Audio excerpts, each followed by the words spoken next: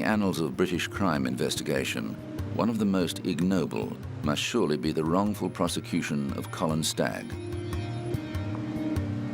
In 2001, Stagg was an unemployed man who lived quietly with his dog near London's Wimbledon Common, where Rachel Nickell's mutilated body was found on the 15th of July 1992.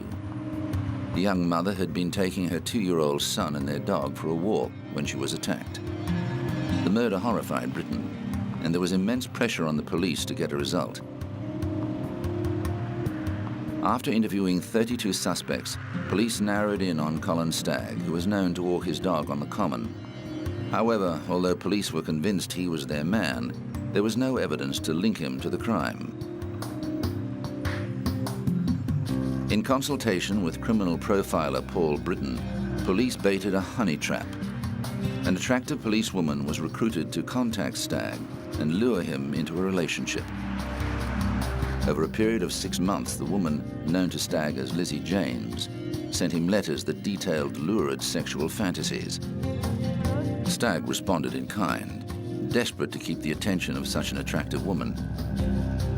But despite being fed leading questions, he never admitted any involvement in Rachel Nickell's murder.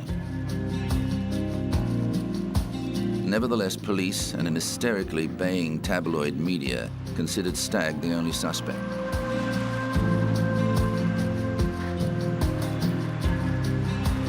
The case reached the courts, but the judge refused to allow evidence from the Lizzie James investigation, calling it deceptive conduct of the grossest kind. The prosecution case fell apart, and Stagg was set free.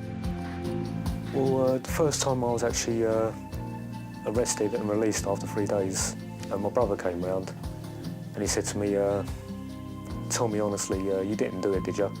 And I went, "What?" Because I actually got charged with the indecent exposure. And he said, "You didn't do the murder, did you?" And I said, "No, of course I didn't. You should know me by now." And that was the only time. And he's been behind me all the time. One last question. It seems to be you were a victim of being in the wrong place at the wrong time. An easy target, yeah. Did you know Rachel Nickell? Had you ever talked to her? No, never seen her before. Until I saw it in the newspapers, you know, when it happened. And so were you surprised when they came knocking at your door? Very surprised, yeah.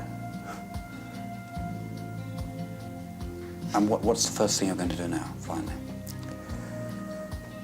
Well, once everything dies down, I'm going to go to the kennels where my old dog is, get him out of there and get him back home and try to get back to my life.